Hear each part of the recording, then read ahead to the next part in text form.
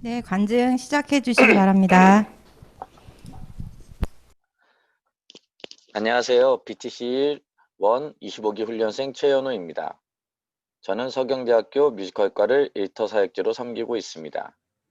이번 훈련을 통해 하나님의 사랑과 계획을 체험하고 있습니다.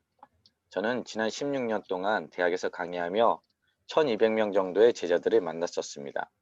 제가 훈련을 좀 더 빨리 받았다면 1200명에게 전할 수 있는 기회가 주어졌을 텐데라는 생각을 하게 됩니다. 이번 훈련을 통해 절대 전도 대상자가 될 것 같지 않았던 제자에게 사형리를 전하게 되었습니다. 3년째 대학 입시를 하고 있는 제자는 제게 요즘처럼 힘들 때는 뭐라도 믿어봐야겠다는 말을 건네왔습니다. 지난 시간 혼을 많이 내서 무섭기만 했을 저에게 그런 말을 건네서 놀라기는 했지만 지금 내가 훈련을 받고 있는 중인데 시간을 내줄 수 있냐고 물은 후 사형리를 전하기 시작했습니다. 사형리를 전하기 전에 떨리는 마음으로 중보해 주시는 분들에게 기도를 부탁드렸고 그 어느 때 전하는 것보다 떨리는 마음으로 시작하게 되었습니다. 사형리를 전한 후 제자아이는 영접하고 눈시울이 붉어지면서 이런 좋은 소식을 전해줘서 고맙다며 살면서 이런 걸 왜 아무도 전해주지 않았는지 모르겠다고 이야기하였습니다. 지금은 노래를 가르치면서 하나님의 말씀과 기도로 천천히 양육도 하고 있습니다. 사형리를 전하며 성령님의 도우심을 알게 하시고 이런 시간을 통해 제게 더 은혜를 주시기를 원하시는 하나님의 사랑을 알게 되었습니다. 하나님께서는 내 안에 성령님의 함께 하심을 알게 하시고 세상에서 불가능할 것만 같았던 일을 하나님께 의지하면 이루어 주심을 보여주셨습니다. 빌립보서 4장 13절 내게 능력 주시는 자 안에서 내가 모든 것을 할 수 있느니라는 말씀은 내가 지금까지 살면서 얻고자 하던 물질적인 욕심을 위한 말씀이 아닌 하나님 나라를 이뤄가실 때에 사람의 힘으로는 도저히 불가능할 것 같은 일들을 이루어주심에 대한 말씀이심을 깨닫게 하셨습니다. 절대 듣지 않을 것 같던 제자가 자발적으로 다가오게 하심도 그 순간 시간을 허락하심도 모두 하나님의 계획임을 알게 하셨습니다. 절대 복음을 받아들이지 않을 것이라 생각하며 주님의 지상명령에 순종하지 않고 3년이라는 시간 동안 함께한 제자에게 복음을 전하지 못했던 것을 회개하게 되었습니다. 또한 여전히 이러한 제자들이 내 곁에 많이 있음을 확인하고 그들을 전도 대상자로 삼고 기도하며 전하기를 결심하게 되었습니다. 훈련을 통해 말씀 안에 거하게 하시고 관계전도를 통해 지금껏 보내주신 전도 대상자들을 다시금 만날 수 있는 용기를 주신 하나님께 감사와 영광을 돌립니다. 남은 훈련 기간 동안 더욱더 하나님의 말씀을 붙잡고 세상 속에 버려진 제자들에게 복음과 하나님의 사랑을 전하며 훈련에 임하겠습니다. 훈련이 끝난 후에도 하나님께서 허락하신 은혜 가운데 살고 맡겨주신 자들에게 복음을 전할 수 있는 지혜와 용기를 허락하시길 바라며 간증을 마치도록 하겠습니다. 간증을 함께 나누게 하신 하나님께 감사드리며 주신 말씀으로 마치겠습니다. 이사야 41장 10절 두려워하지 말라 내가 너와 함께 함이라 놀라지 말라 나는 내 하나님이 됨이라 내가 너를 굳세게 하리라 참으로 너를 도와주리라 참으로 나의 의로운 오른손으로 너를 붙들리라. 아멘. 네, 안녕하십니까. 저는 전도하는 삶의 중요성과 방법을 강의를 맡은 강남역 모임의 김찬호 형제라고 합니다. 저는 명지대학교를 직장 선교지로 사역지로 삼고 있고요. 이 시간을 통해서 제가 비록 이렇게 강의라는 형태를 통해서 여러분과 만나고 있지만 제가 바라는 것은 이 시간이 여러분들에게 도전이 되고 은혜가 되는 그런 시간이 되었으면 좋겠다라는 마음을 갖고 진행하도록 하겠습니다. 그럼 제가 기도하고 시작하도록 하겠습니다.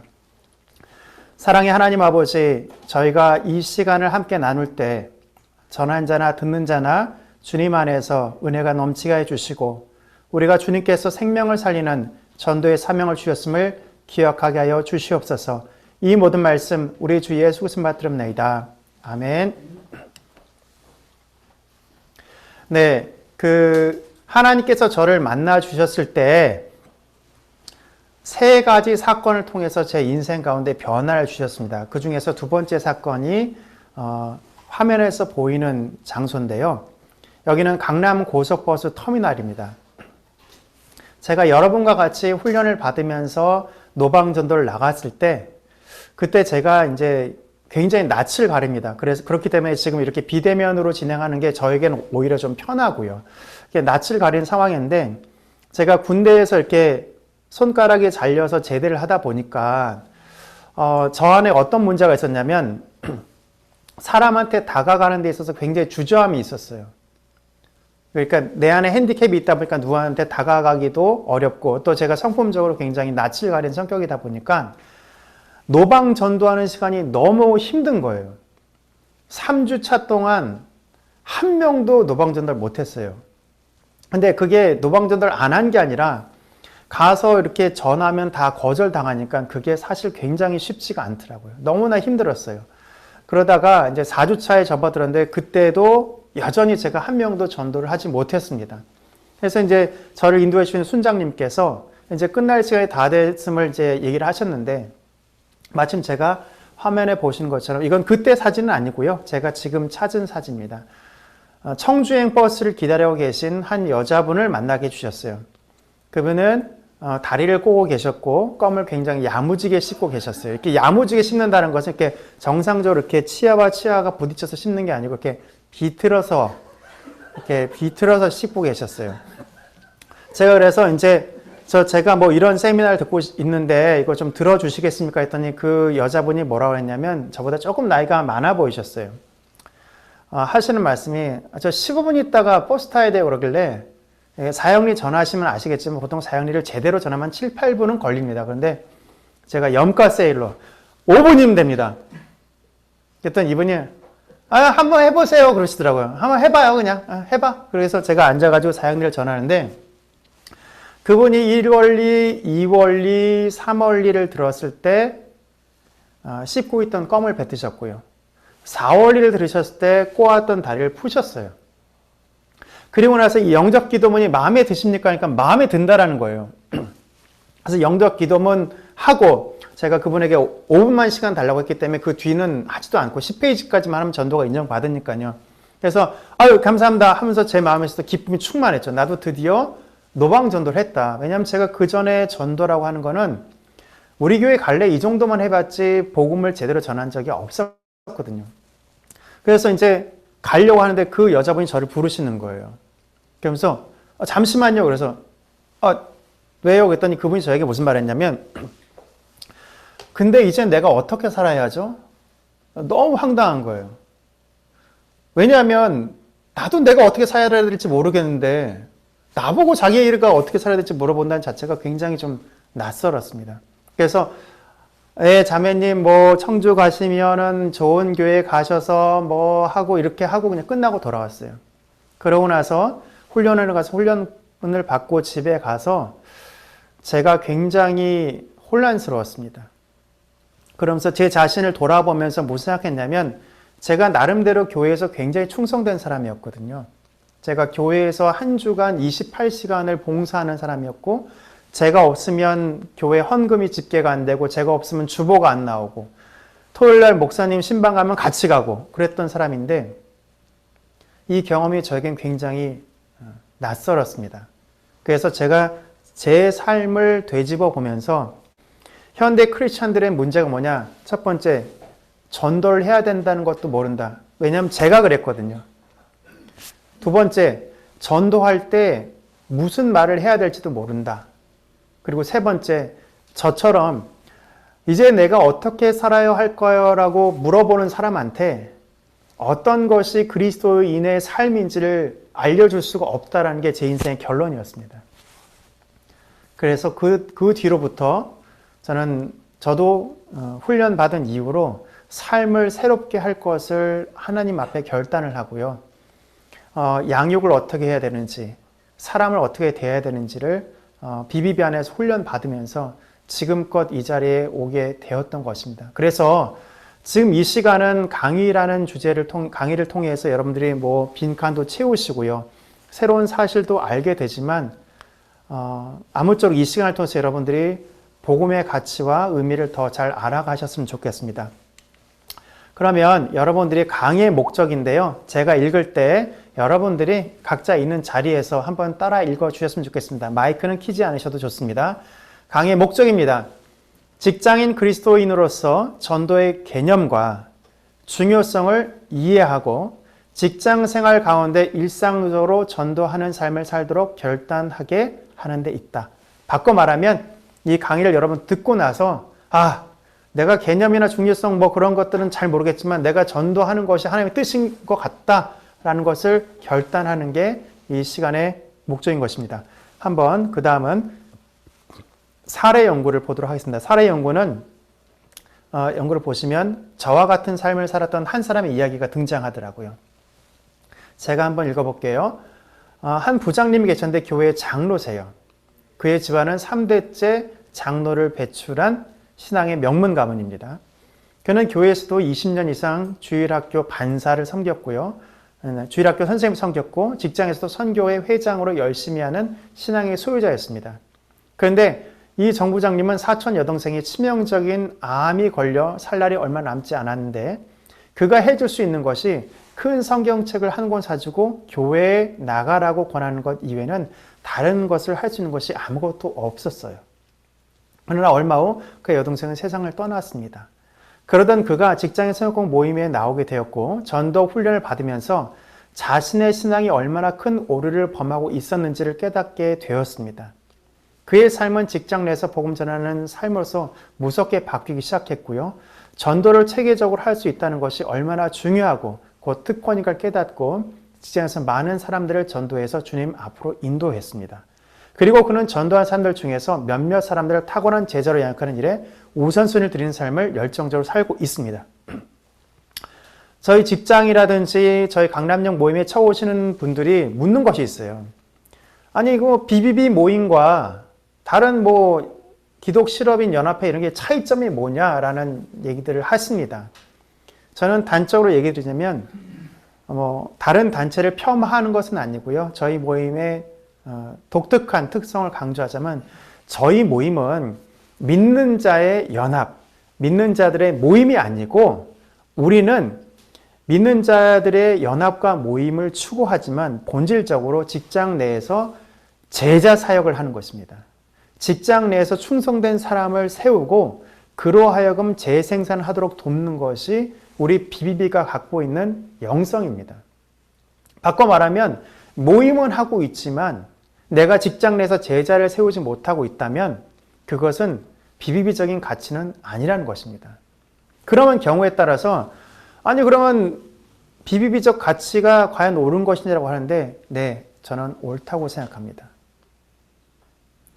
어제도 제가 이제 직장 내에서 신입 직원을 만나서 복음을 전하는데요. 그 신입 직원은 제가 2개월간 관찰을 했어요. 어떤 형제인지, 자질이 있는지, 준비됐는지 이런 걸 보고 나서 복음을 전하면서 그 형제는 굉장히 가정적인 형제입니다. 그래서 와이프가 전화만 하면 바로 퇴근해서 집에 가서 일을 열심히 하는 형제인데 그 형제한테 이런 말을 했어요. 형제, 만약에 그리스도인의 삶이 내 자식만 믿음 안에서 잘 세우는 것, 이것도 굉장히 중요합니다. 그것만이라면 양화진 선교사 묘역에 가봐라. 거기에 수많은 사람들이 조선이라는 데에 올 이유가 없었음에도 불구하고 왔다. 그들은 눈물로 자녀들을 질병으로 보낸 이들도 있고 가족들을 눈물로 보낸 사람들이 있다. 나에게 온 복음이 그렇게 수많은 사람들의 희생을 통해서 왔다면 적어도 양심이 있다면 내가 이 복음을 누군가에겐 흘려보내야 된다는 마음을 갖지 않아야 될까? 했을 때 그 형제가 눈물을 글썽이더라고요. 자, 제자 사역은요. 많은 사람이 구원받는 사건과 제자가 되는 것을 구분해서 생각하는데 절대 이거는 분리될 수가 없습니다. 이거는 하나의 가치입니다. 근데 우리가 구원받았다, 믿음으로 산다고 하는 것은 내가 제자의 삶을 살기로 했다라는 거예요. 이 사례 연구에서 나온 이 정 부장님의 모습은 제 모습과 마찬가지입니다. 매주 교회에서 20년 이상 봉사를 했고 제가 95년도에 졸업하면서 이렇게 직장에 취업했을 때 그 직장 세 군데 직장을 안 갔던 이유가 있었어요. 왜냐하면 그때 당시는 주 5일 근무가 아니고 주 6일 근무였거든요. 근데 제가 주 6일 근무인 직장을 가면은 도대체가 교회를 섬길 수가 없는 거예요. 그러니까 저도 굉장히 열심히 많은 사람이었죠. 자기 열심히 많은 사람이었는데 그래서 제가 명지대학교에 입사했는데 명지대학교는 그때 당시 주 5일 근무를 했기 때문에 거기를 선택했습니다.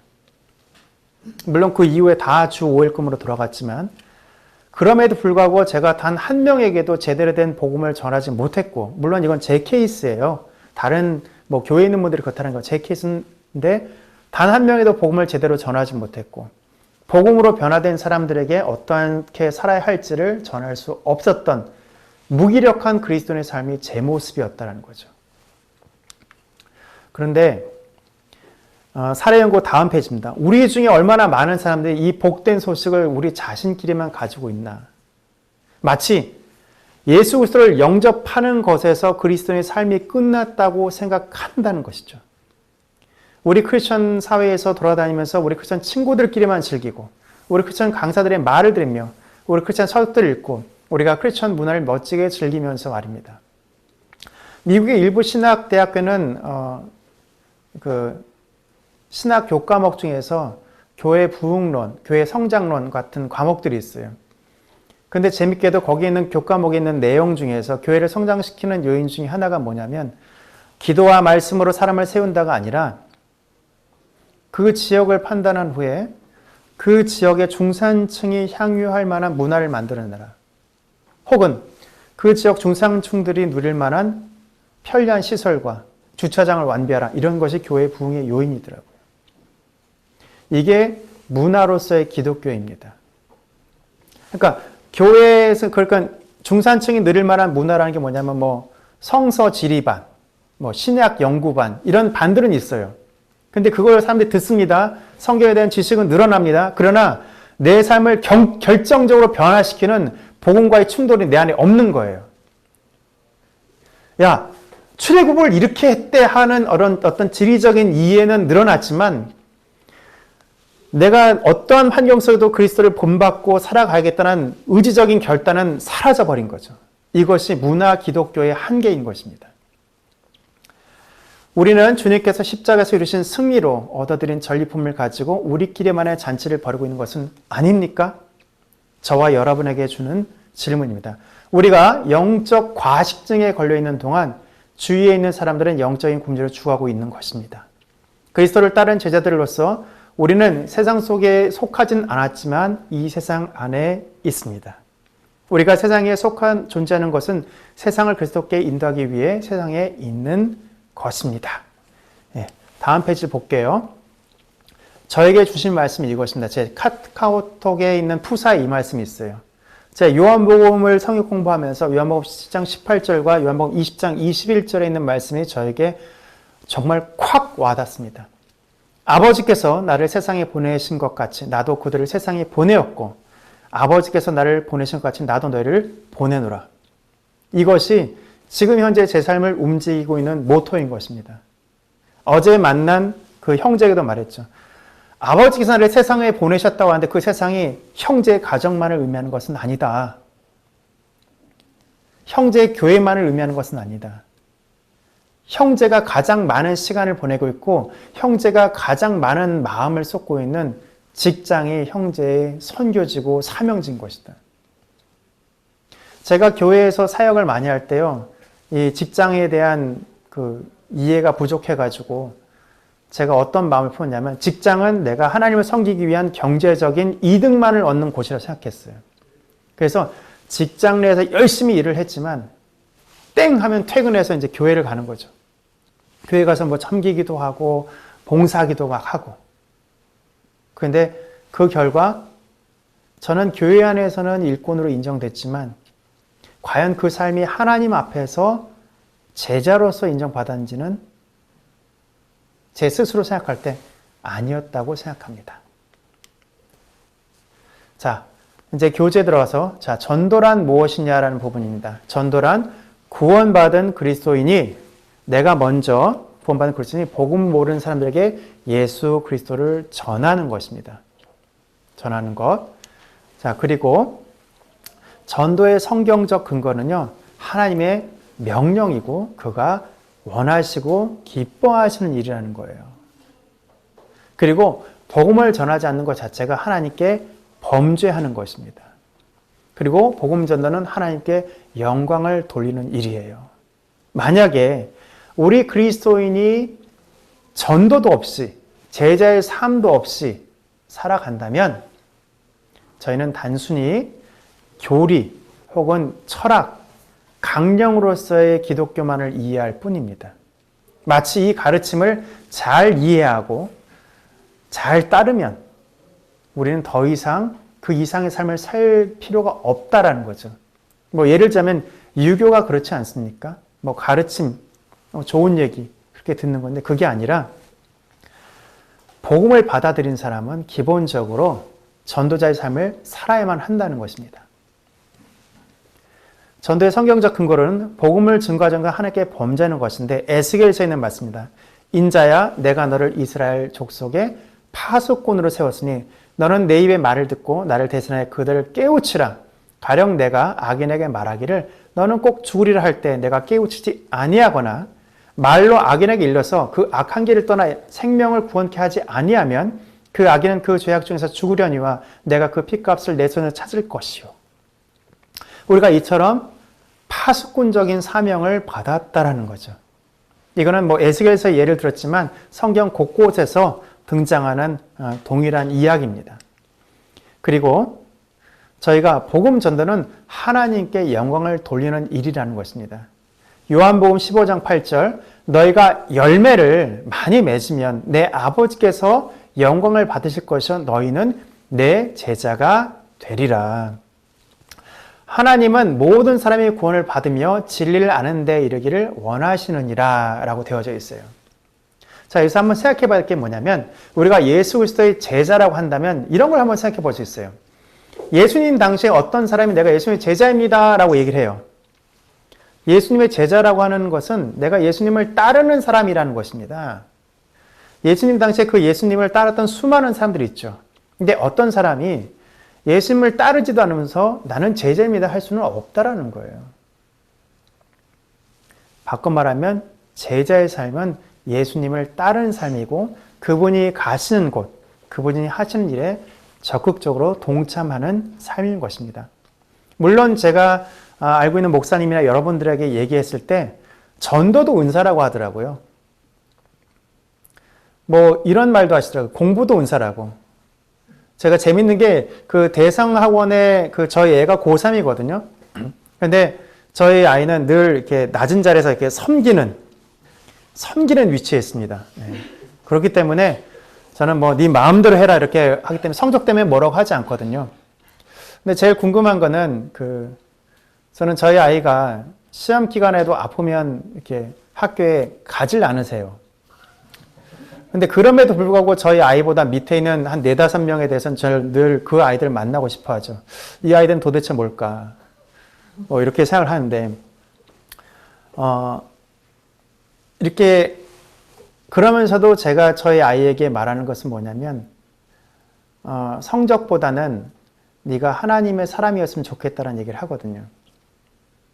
그러니까 제가 왜 이런 얘기를 하냐면, 우리가 자녀를 키울 때도 우리의 관심의 포커스가 다른 것에 더 비중을 갖다 보니까 아이를 믿음으로 못 키운다라는 거예요. 그러니까 마치 아이가 받아들일 때 엄마가 원하는 건 신앙도 잘하고 공부도 잘하고 대인관계도 좋고 뭐 예를 들자면 외모도 좋아야 되는 그런 거가 아니라는 거죠. 가장 본질적인 것. 그리스도의 사람, 그리스도의 제자로서의 삶을 먼저 요구할 때 아이가 믿음 안에서 크지 않을까. 물론 내가 그렇게 열심히 한다고 해서 아이가 믿음 안에 큰다는 보장은 없지만 그래도 그래야 되지 않을까. 직장 안에서 사역할 때 우리 순장님이 믿음이 최고다, 제자 사역이 최고다 했는데 우리 순장님 보니까 진급 누락했더니 막 되게 연연하고 뭐 성과 안 났더니 되게 힘들어한다? 그러면 이율배반적인 거죠. 그렇기 때문에 우리는 계속적으로 믿음 안에서 한 모습으로 살아가야만 할 것입니다. 자, 다음을 보시면 성경에 나타난 전도의 사례예요. 예수님은 대상자 찾아가 그의 삶의 문제를 다루시면서 전하셨습니다.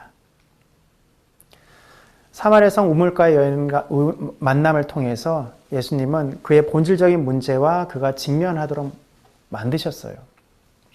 이것을 우리식으로 따지자면 아마 훈련 받으시는 분들이 지금 큐티를 하고 계실 것입니다.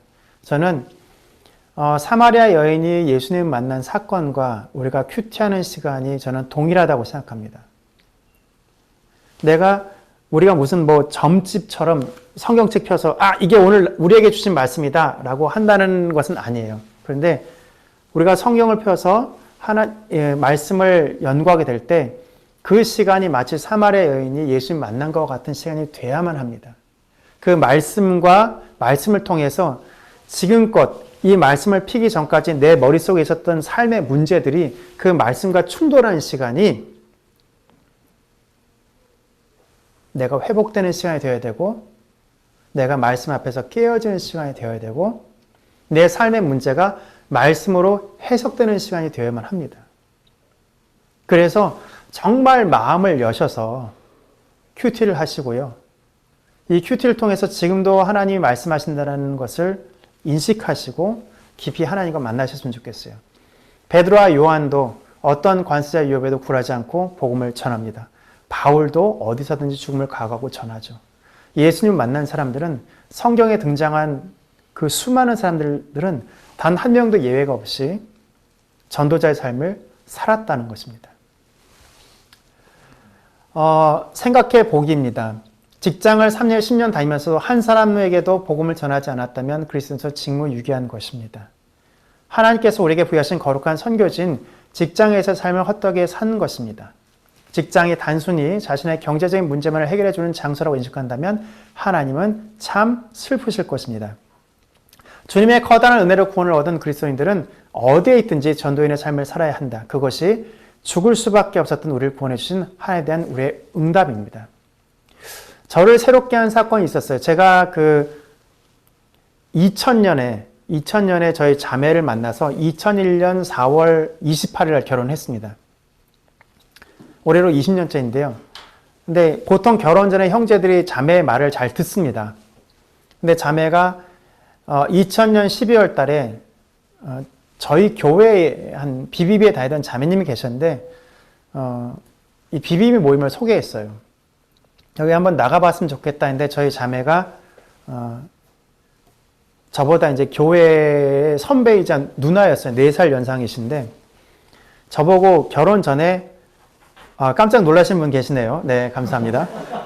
저보고 결혼 전에 이거 비밀인데요. 이게 교회에서 10년 이상 누나 동생으로 지내면 이게 그거를 꺾기가 되게 힘듭니다.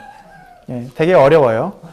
근데 비빔 모임이라는 데 나가자는 거예요. 그러니까 저는 솔직히 말해서 내가 이 교회에서 봉사를 바빠 죽겠는데 또 뭘 해야 되나 싶은 생각이 들었습니다. 그래서 이제 그 모임에 나갔죠.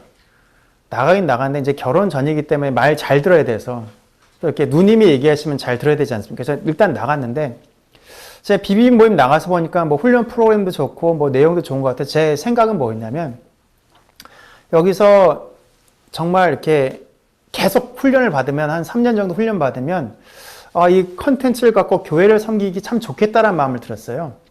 그래서 그래 그렇게 생각했는데 2001년부터 그래서 BBB 모임에 나가기 시작했는데 제가 기도하는 가운데 하나님께서 이런 마음을 주셨습니다. 어떤 마음이냐면 제 귀에 무슨 음성으로 들려주신 얘기 아니에요. 그냥 제 기도하는데 마음속에 들려주신 얘기인데 그때 당시 제가 필리핀 선교사님을 한 달에 10만 원씩 후원하고 있었는데 하나님이 이런 마음을 주시더라고요.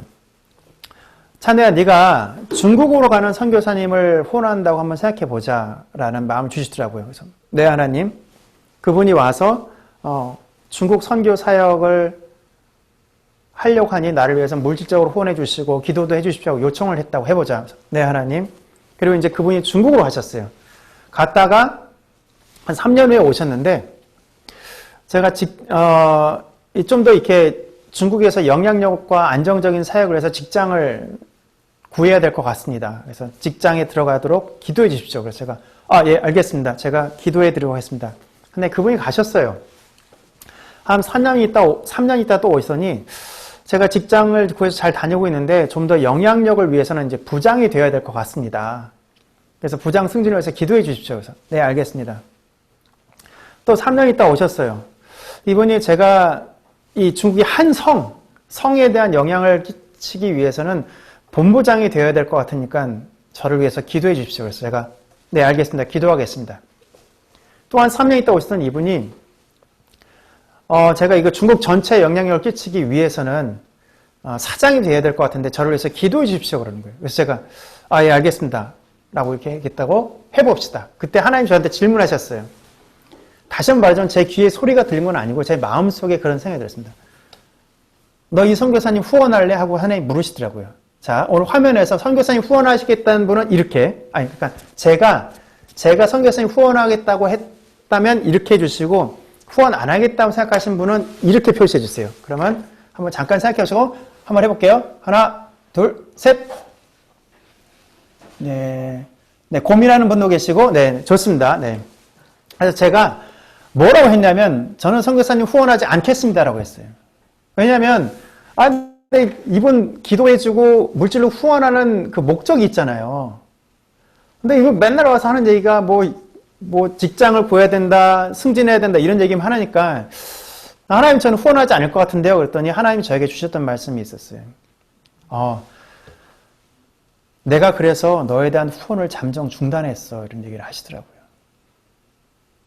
그때 당시 제가 교회 안에서 엄청나게 봉사를 하는데 영적으로는 굉장히 밑바닥이었던 상태였거든요. 그러니까 아마 이게 자매님들은 잘 아실 텐데 이제 저와 같은 경험을 해보신 분이 아니라면 형제님도 잘 이해 못하는 거예요. 그러니까 뭐냐면 형제들이 성령님의 동행하심, 성령님의 위로하심, 성령님의 함께하심, 이렇게 형제들이 감정적으로 좀 많이 메말라 있어요. 그래서 이런 게 잘 뭔지를 몰라요. 그러니까 형제들의 신앙의 특징이 이제 저를 기준입니다. 굉장히 열심을 해요. 어떤 행동을 굉장히 열심히 합니다. 사역을 열심히 하는데 그 안에 성령님의 충만케 하심, 성령님의 동행하심, 함께하심, 위로하심, 이게 뭔지를 몰라요. 제가 영적으로 거의 밑바닥에 다다랐는데 그 이유가 뭐였냐면 하나님이 후원을 잠정 중단하신 거예요.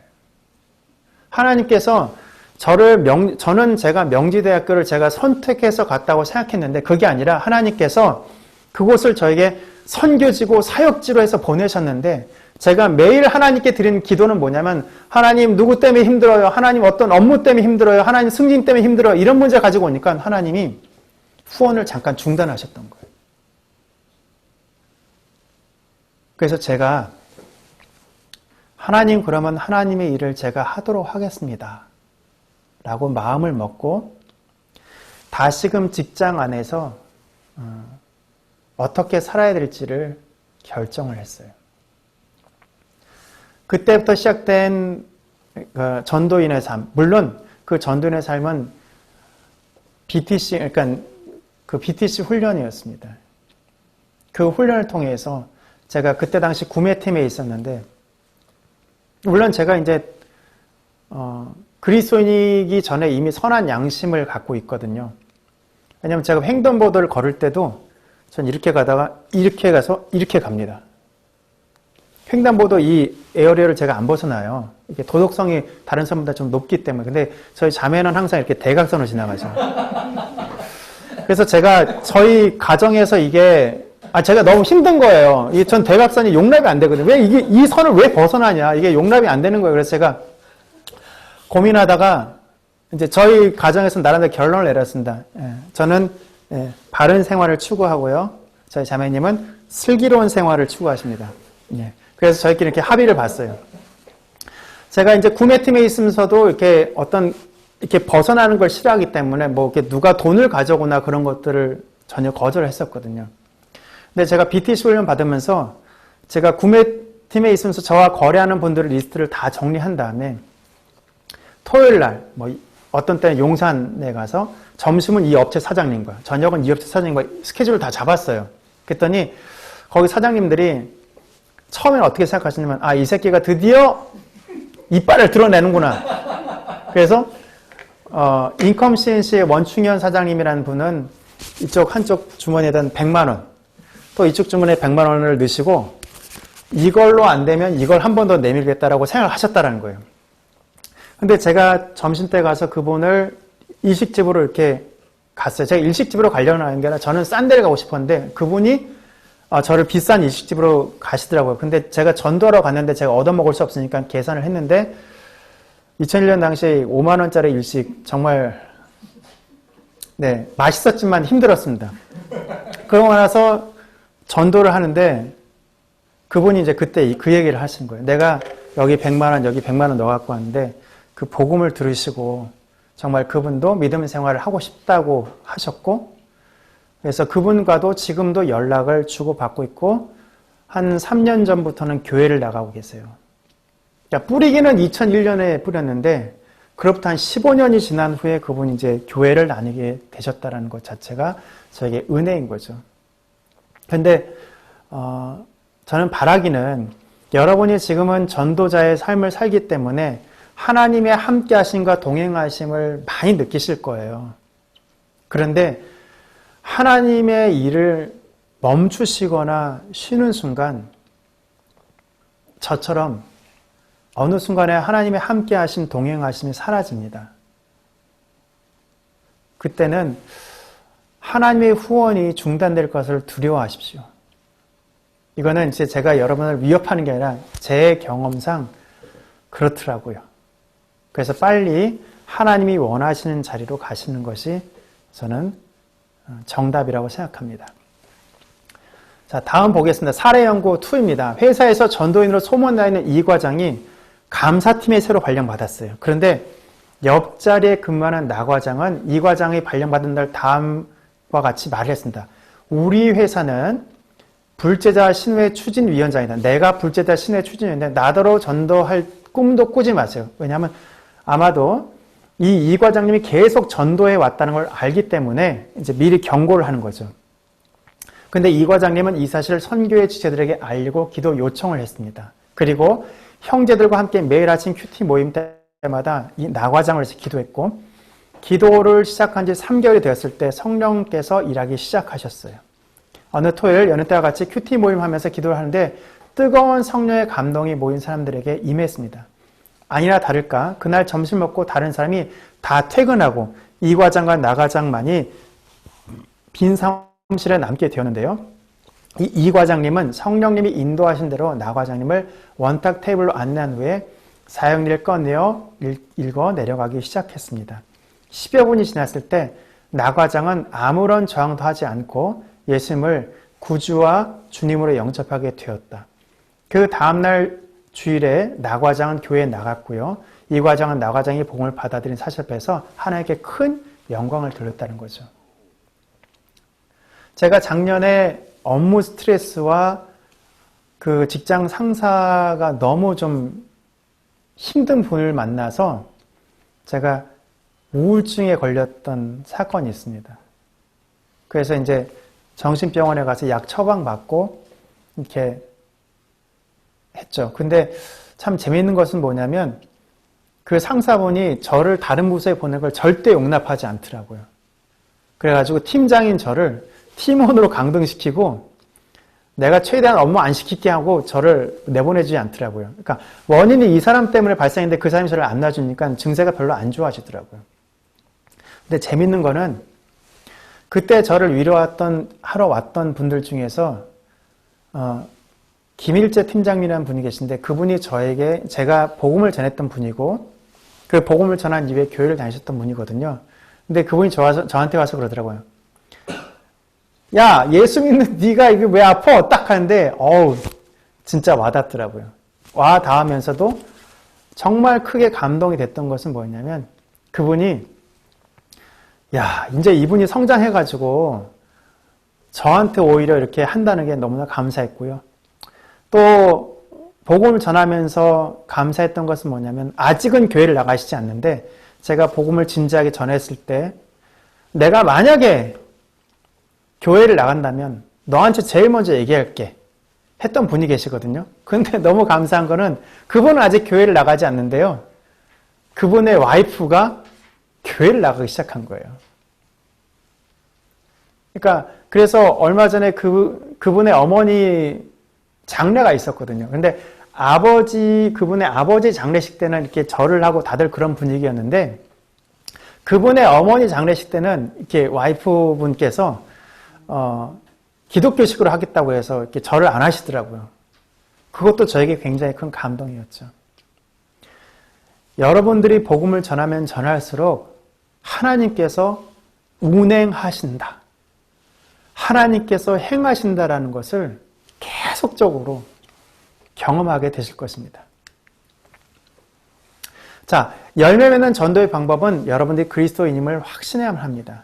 내가 복음을 부끄러워하지 아니하노니 이 복음은 모든 믿는 자에게 구원을 주시는 하나의 능력이 됨이라. 먼저는 유대인에게요, 그리고 헬라인에게로다. 여러분이 먼저 그리스도인으로서의 확신이 있어야 복음을 전할 수가 있습니다. 여러분 한번 생각해 보십시오. 어떤 세일즈맨이 있어요. 물건을 팝니다.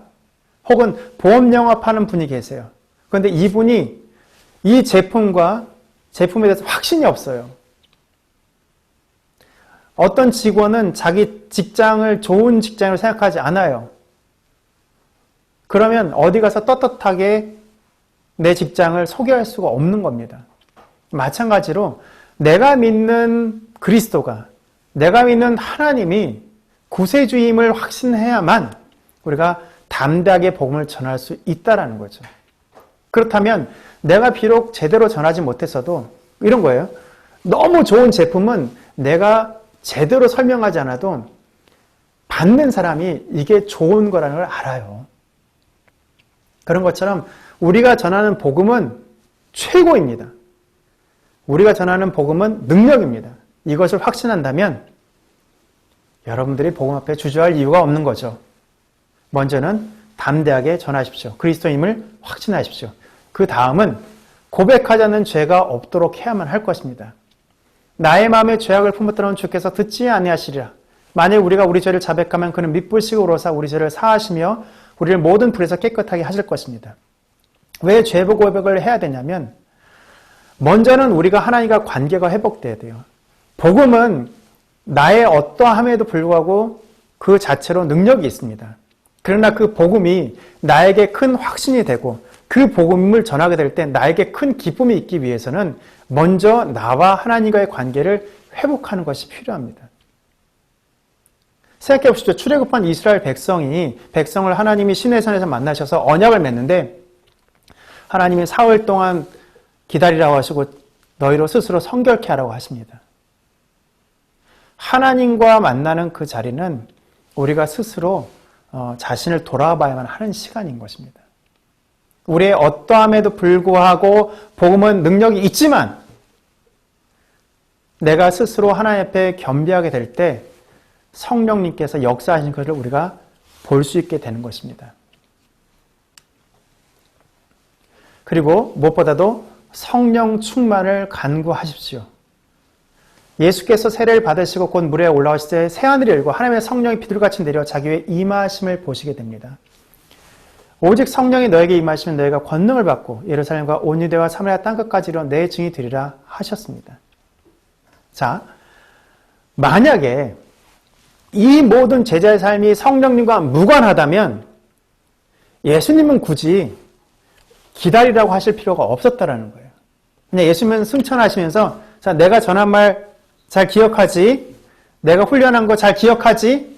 자, 이대로만 해. 이대로만 하면 되는 거야 라고 하셨을 텐데 그거 갖고 아닌 거예요. 기다리라고 하시는 거예요. 왜냐하면 그리스도인의 삶은 성령 충만하지 않으면 이해할 수 없고 알 수 없는 그 무엇인가가 있습니다. 이것은 준 자와 받은 자만이 아는 거예요. 특별히 저는 여기 계신 훈련받는 분들 중에서 형제님께 부탁드리겠습니다. 제 경험상 형제들은 성령님의 임하심을 잘 경험 못해요. 왜냐하면 제가 그렇기 때문이에요. 제가 그렇기 때문에. 형제님들은 그래서 주님의 일을 열정적으로 사역적으로 하십니다. 물론 그것도 좋은 방법이고 형제님들이 하나님의 능력을 경험하는 방법 중에 하나예요. 그런데 성령님의 운행하심을 끊임없이 간구하시고 그것을 구하는 것이 필요합니다. 왜냐하면 복음은 설득이 아니라 복음은 성령님의 역사이기 때문입니다. 그리스도의 삶이라는 것은 성령 충만하지 않으면 알 수 없고 이해할 수 없는 그 무엇인가가 있어요. 이것은 설명되어질 게 아니라 그걸 경험해 보는 사람만이 알 수 있다는 거예요. 그렇기 때문에 성령 충만을 간구하십시오.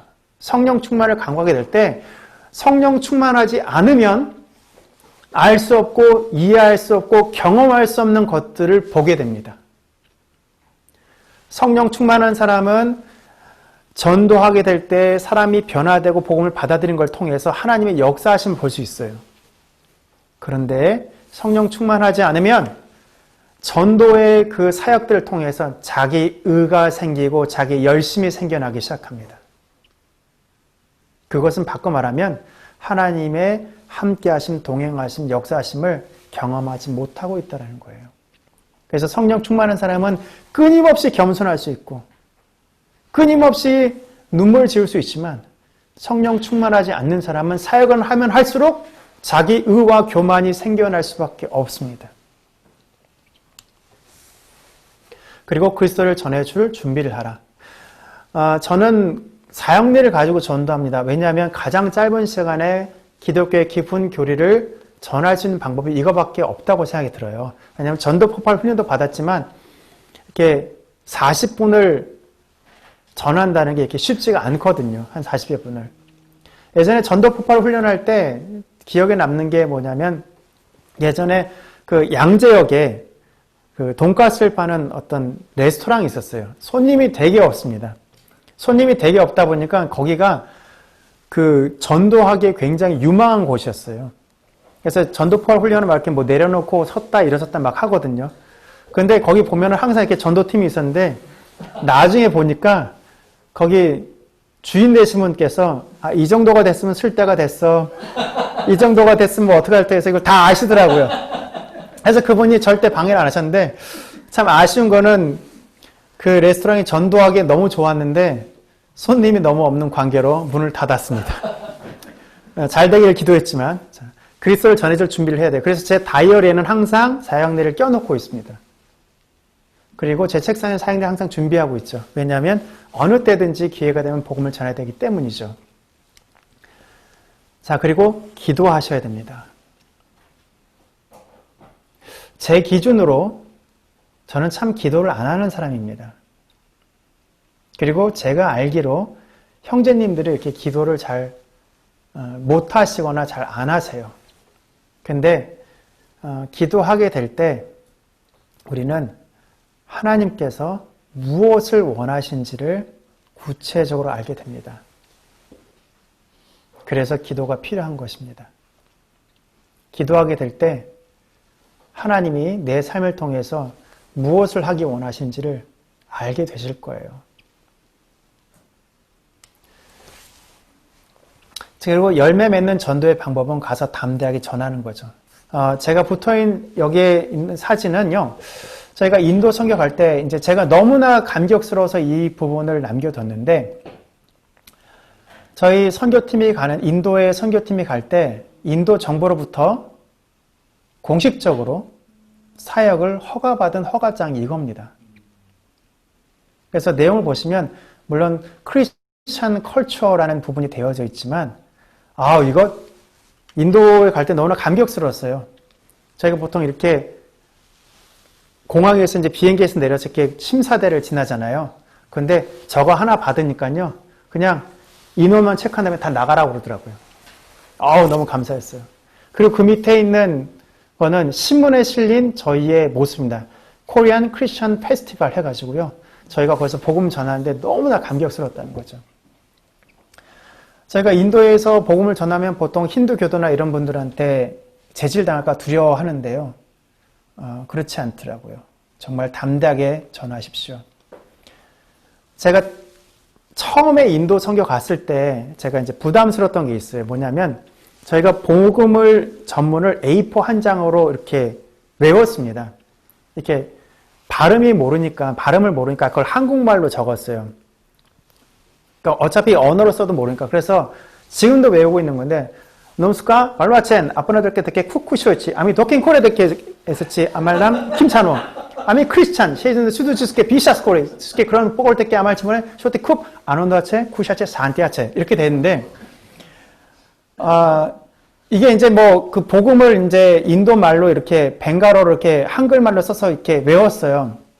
근데 이렇게 복음을 전하면 가장 큰 문제점이 뭐냐면 이게 처음부터 시작해야지 중간부터는 못해요. 중간에부터 들어가면 우리 헷갈립니다. 처음부터 해야 돼요. 그래서 제가 이제 인도에서 전도하러 갔는데 이렇게 인도에서 보면 이렇게 힌두교인 분들은 이렇게 잘생기셨어요. 이렇게 소위 정통 인도 분들은 좀 키가 작고 이렇게 되게 얼굴이 까마신데 좀 힌두교도이신 분들은 약간 백인과 흑인을 섞어놓은 듯한 그런 피부를 갖고 계시고 되게 잘생기셨어요. 이제 저희 순장님과 가서 복음을 전하는데 너무스까 말라체 여기서 딱 이렇게 복음을 다 전했는데 이분이 딱 이러더니 이렇게 인도 분들은 네 하는 게 뭐냐면 해 이렇게 해요. 고개 이렇게 갸우뚱해요. 이게 예스예요. 이분이 복음을 듣겠다라는 예수를 맡겠다는 거예요. 그래서 너무 신났죠. 야, 이런 분이 인도에서도 노방전도가 되는구나. 딱 했더니 조금 있다가 그분의 동생인 것 같은, 동생이라는 느낌이 들었던 건 비슷하게 생겼는데 좀 더 젊어 보였어요. 딱 오는 거예요. 그러니까 이분이 일로 와. 그러더니 저하고 저희 순장님, 정규혁 형제님이셨거든. 둘을 보더니 해. 근데 이게 되게 뻘쭘한 게 뭐냐면 제가 얘기했잖아요. 처음부터 해야 된다고. 이렇게 안녕하세요. 저는 한국이었으면 이걸부터 다시 해야 되는 거예요. 그래서 또 이분 보고 너무스까? 말하지 나쁘게 듣게 대꾸시고치 막 이렇게 했어요. 그랬더니 이분도 믿겠다라는 거예요. 딱 좋았어요. 분위기 여기까지는 딱 좋았어요. 그랬더니 이 두 분이 방문을 이렇게 여신데 그 방 안에 이 처음 남자분의 아내 되신 분과 이 두 번째 오신 분의 아내 되신 분이 계신 거예요. 그랬더니 또 그러는 거예요. 저희 보고. 아까 말했다시피 처음부터 해야 돼요. 처음부터. 그래서 또 근데 이 방 안에 있는 분들은 우리가 전한 복음을 계속 들었던 분이에요. 너무스까? 말라첸 아버지께 데케 쿠쇼이치 만나뵈서 반갑습니다. 이것부터 계속 해야 되는 거예요. 근데 이 두 분이 하고 믿겠다는 거예요. 그래서 영접 기도까지 다 끝났어요. 이제 저랑 정교육 순장님 이제 거의 심신이 지쳤습니다. 여기서 한 번만 하면 더 미치겠는 거예요. 그러더니 자기들끼리 무슨 얘기를 해요. 그러더니 어떻게 했냐면 방에서 아이를 한 명 안고 나오는 거예요. 근데 그 아이가 제가 정확한 병명은 모르겠지만 뭐 굳이 말하자면 뇌수막염 같은 거 걸리셨던 것 같아요. 그 아이가. 머리가 엄청 컸어요. 이렇게 부어 있더라고요. 아기가. 그러더니 우리한테 기도를 요청하셨어요. 당황했죠. 네가 믿는 예수를 우리가 믿겠다. 그러더니 이 아이를 낫게 해달라고 하는 요청이었던 걸 기억나요. 무슨 말을 했는지 정확히 모르지만. 정교영자님이 이제 영어를 할 줄 아니까 이렇게 무슨 얘기를 했는데 우리에겐 선택지가 없습니다. 내가 전한 예수가 진짜 하나님의 아들이시고 그렇게 능력이 있다면 내가 갖고 있는 모든 것 다 내려놓을 테니까 우리 자식을 위해서 기도해달라는 그 요청 앞에서 기도하는데 제 마음속에는 우리 정교 형제님은 어땠는지 모르지만 제 마음속에는 두려움이 임했어요. 정말 하나님 앞에 하나님 정말 우리가 기도할 때 이 아이가 났으면 좋겠습니다. 하는데 제 마음속에는 엄청난 두려움이 임했어요. 그리고 기도하고 나왔는데 저는 마음이 너무 힘들었어요. 솔직한 마음으로 제 손에 무슨 능력이 있으면 그냥 치유했으면 좋겠고 정말 하나님의 능력이 임하는 걸 봤으면 좋겠는데 두렵더라고요. 그 두려움은 이제 나중에 하나님께서 회복시켜 주셨는데 제가 느꼈던 건 뭐냐면 내가 복음을 확신하고 있냐라는 거였습니다. 근데 제가 그 순간엔 그러지 못했죠. 근데 우리가 믿는 하나님을 확신하고 담대히 전하십시오. 그러면 하나님이 역사할 것입니다. 제가 왜 두려웠냐면요. 제가 고치고 싶었기 때문이에요. 그런데 제가 고칠 수 없는 걸 알기 때문에 저는 두려웠던 거죠. 그러나 하나님은 하실 수 있으십니다. 그 이후에는 어떻게 된지 모르지만 저는 하나님이 반드시 역사하셨을 거라고 저는 믿습니다. 자, 그 다음을 보시면요.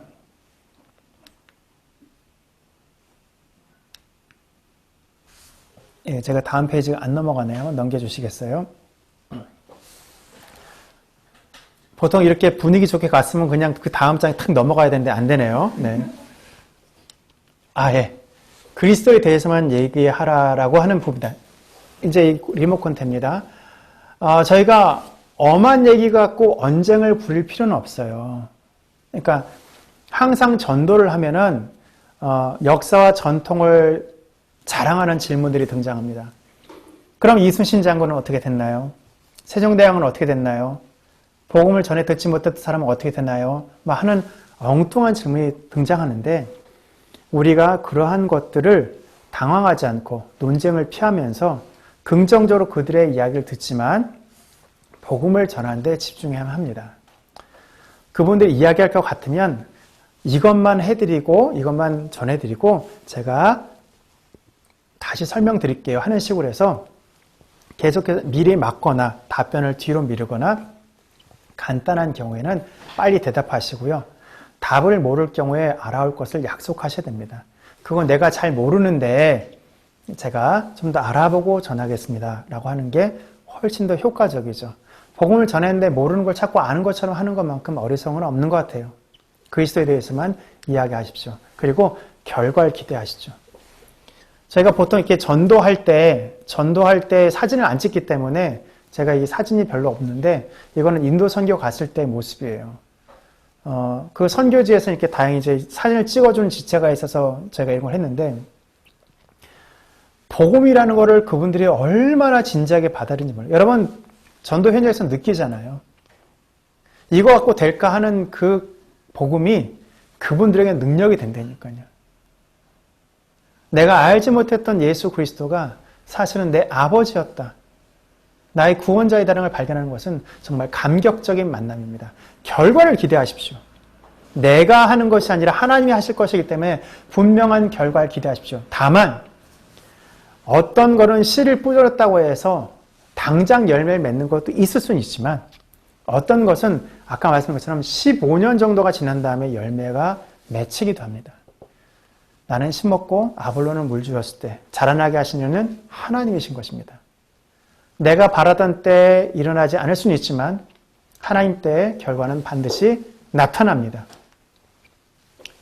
그리고 일상적으로 전도를 하는 실제적인 방법을 한다면 준비 단계에서 전도 대상자를 정하고 지속적으로 기도해야만 합니다.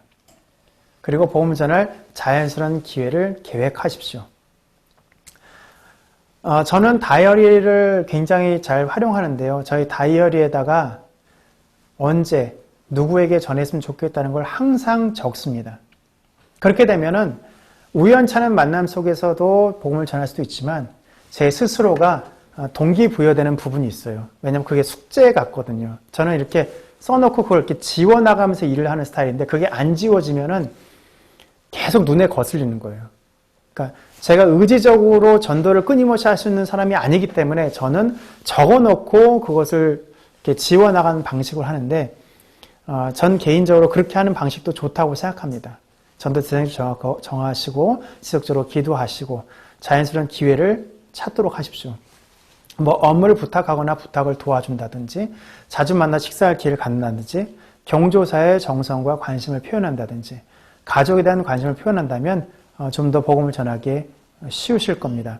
그리고 전도할 기회를 얻기 위해서 만날 장소와 시간을 약속하시면 좋습니다. 왜냐하면 그래야만 번잡하지 않은 상황 속에서 분주하지 않은 상황 속에서 그를 만날 수가 있기 때문이죠. 그리고 전도 당일까지 전도가 방해받지 않도록 세심하게 관리해야만 할 것입니다. 그쪽 부서가 지금 한참 바쁜 시기인데 내가 일정 정했다고 막 그렇게 만날 수는 없는 거잖아요. 이렇게 미리부터 준비하시면 좋고요. 그 다음에 실행 단계에서는 정중하고 예의 바르게 돼야 돼 주도적으로 복음을 전해야만 합니다. 사실 인간관계의 대부분의 문제가 본질보다는 태도, 애티튜드의 문제로 싸움이 벌어지잖아요. 그러니까 옳은 얘기를 했어도 태도가 잘못되면 문제가 발생하는 것처럼 복음을 전할 때는 정중한 태도로 예의 바르게 전하는 것이 필요합니다. 가끔가다 이렇게 굉장히 제가 직장에서 한 형제를 양육하고 그를 전도하라고 했을 때, 이제 같은 직원인데 학생한테 보험 전할 때, 야, 일로 와봐. 막 이렇게 하니까 벌써 그 애가 오면서 안 듣겠다는 각오를 마음속에서 하고 오더라고요. 그러니까 정중하게 하는 게 필요하고요. 필요시 개인 간증을 하되 너무 종교색 짙은 용어를 자제하는 것이 중요합니다.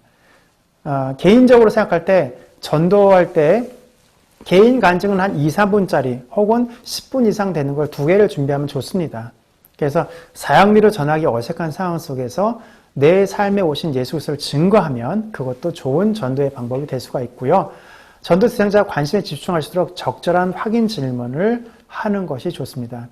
이해가 되시나요? 아니면 사형리를 전할 때 그 상황에 대해서 그 직장만의 독특한 것을 가지고 이야기하는 게 좋습니다. 반대 질문에 대해서는 적절하게 반응해 주는 게 좋습니다. 좋은 질문이시다라고 하면서 그 질문을 그 뒤로 미루거나 아니면 잘 알고 계시네요. 이런 식으로 반응해 주면 좀 더 유용한 분위기 속에서 복음을 전하실 수가 있습니다. 그리고 핵심적인 내용을 빨리 대답할 때 답변을 뒤로 미루는 거. 그거는 조금, 네, 좋다, 아니다. 어떤 거는 빨리 대답해 주시면 좋고요. 질문에 답을 물 경우 정직하게, 잘 모르겠다고 대답하면 좋습니다. 그리고 영접할 기회를 분명히 주고 그 결과를 확인해야만 합니다. 그가 의지적인 결단을 할 수 있도록 충분한 시간을 줘야만 합니다. 그래서 저희가 많이 쓰는 비유가 있잖아요. 1953년에 남북 간의 6.25 전쟁이 정전협정에 이랬을 때 유엔 참정관이 와서 포로 수용소에 와서 그 포로한테 당신은 북으로 가겠습니까? 남으로 가겠습니다라고 질문했을 때 저는 부로 가겠습니다. 나는 남으로 가겠습니다라는 그 한마디의 말이지만 그것이 그들의 삶을 완전히 바꾼 것처럼 그분들에게도 자기 입술로 자기 신앙을 고백할 수 있도록 선택할 수 있게 해야만 합니다. 비록 그들이 두렵고 떨림으로 예수님을 영접하겠다고 말한다 할지라도 그 한마디가 아까 말씀드린 6.25 전쟁의 예처럼 그분들의 삶을 완전히 바꿀 수가 있을 것입니다. 그리고 후속 관리가 필요합니다. 저처럼 강남 고속버스 터미널에서 청주행 버스를 기다리던 그 자매님 만난 것처럼 이제 내가 어떻게 살아야 할지에 대해서 그분들 마음속에 궁금증이 생길 것입니다. 그렇기 때문에 그분들이 어떻게 살아야 할지를 돕는 과정이 필요합니다. 그것을 후속 양육이라 하고요. 비록 그분들이 보류하고 거절하더라도 지속적으로 좋은 관계를 유지해야만 합니다. 적어도 저 사람이 나에게 사형이라는 것을 전하기 위해서 의도적으로 접근했다라는 것은 성경적이지도 않고 바르지도 않습니다. 그러니까 그거 하고 나서 막 업무상 대판 싸웠다. 야, 이건 진짜 곤란한 경우죠. 그러니까 바로 그렇게 하셔야 되고요. 일상적 전도의 툴로서는 성경책을 비롯한 신앙 서적도 좋습니다. 너무 어려운 책이 아니라 복음을 쉽게 이해할 수 있는 책을 선물해 주는 것도 좋고요. 그리고 또 사형리 소책자, 성령 충만 소책자는 항상 갖고 계시면 좋고 또 직장 내에서 그룹 전도가 있다면 참석하시고 직장 내 신호회가 있다면 함께 예배를 참석하는 것도 좋은 방법이 될 것입니다. 한번 생각해 봤으면 좋겠습니다. 어느 날 소심하기만 했던, 이게 마지막 이야기입니다. 소심하기만 했던 주일학교 교사인 에드 킴벌. 저는 소심했다라는 단어가 나오면 굉장히 친근함을 느낍니다. 왜냐하면 제가 그렇기 때문에. 근데 이분이 구두방에서 일하는 자기 반 학생 하나를 방문했고 에드 킴벌은 그 학생 평소에 만나고 싶은 대상은 아니었지만 하나님께 순종하는 마음으로 그를 만났습니다. 그리고 하나님께서 그 평범한 주일학교 교사를 통해서 이 젊은 구두 판매원인 무디를 하나님 그리스도께 인도하도록 하셨습니다. 무디는 또다시 미국과 유럽 전체에 커다란 영향을 미친 유명한 부흥사가 되었고요. 그가 유럽에 머무는 동안 부흥에 참석한 스터드의 아버지를 그리스도께 인도했습니다. 변화된 아버지 삶을 보고 그 아들 스터드도 그리스도를 영접했고 중국, 인도, 아프리카의 개척 선교사가 되었습니다. 모다케이 햄은 에드 킴벌에 의해 시작된 연쇄 전도 운동을 통해 그리스도를 영접한 사람 중에 하나인데 햄은 그의 부흥 집회 중 빌리 그레함이라는 젊은 운동선수를 그리스도께 인도한 전도자였습니다. 결론적으로 한 사람이 궁극적으로 많은 사람에게 영향력을 미치게 되는 것입니다. 그 고리는 또 다른 사람으로 계속 연결될 것이고요. 당신을 통해 복음을 받아들이고 변한 사람이 누구인지 우리가 생각해 봤으면 좋겠습니다. 신약 성경의 많은 부분을 쓴 바울이라고 한 사람은 바나바라고 하는 그 한 사람에 의해서 그동안 이렇게 그림자 속에 사역했다면 안디옥 교회로 청빙돼서 양지에서 사역을 시작했고, 비록 그가 바나바와 다툰 후에 헤어졌다 할지라도 그 바나바의 수고를 통해서 바울이라고 하는 한 사람이 세워진 것은 사실입니다. 마찬가지로 여러분들이 위대한 사역을 한다는 것은 여러분이 직접 위대한 사역을 한다기보다는 여러분을 통해서 하나님이 하실 일들을 기대하는 것이 필요하다는 것입니다.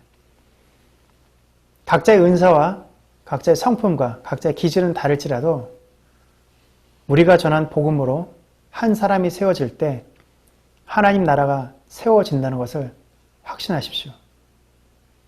그렇게 될 때 우리를 통해서 하나님의 영광이 드러날 것입니다. 훈련받는 기간 동안 여러분 많이 힘드시겠지만 저는 다양한 경험을 하셨으면 좋겠고요. 저처럼 다양한 상황을 만나셨으면 좋겠습니다. 그렇게 될 때 하나님이 어떻게 운행하시고 어떻게 역사하시는 것을 알게 될 것입니다. 제가 기도하고 마치도록 하겠습니다. 사랑의 하나님 아버지, 우리가 경험할 수 없고 우리가 알 수 없는 그러한 모든 일들이 우리 주변에서 벌어집니다. 우리가 그것을 다 알 수도 없고 경험할 수 없지만 오직 하나님께서 행하시는 것을 보게 하여 주시옵소서. 우리의 입술을 통하여서 하나님께서 복음을 그 영혼 가운데 전하는 것을 보게 하여 주시옵소서. 기도보다 성령보다 앞서지 아니하며 오직 하나님의 행하심을 보기 원하며 이 모든 말씀 우리 주 예수 그리스도 받들어 깁나이다. 아멘. 모든 영광 함께 돌아가겠습니다. 감사합니다. 우리 축복합니다. 당신은 하나님의 언약 안에 있는 축복의 통로,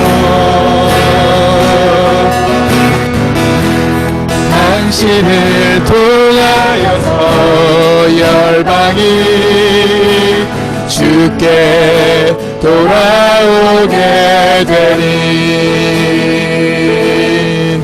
감사합니다.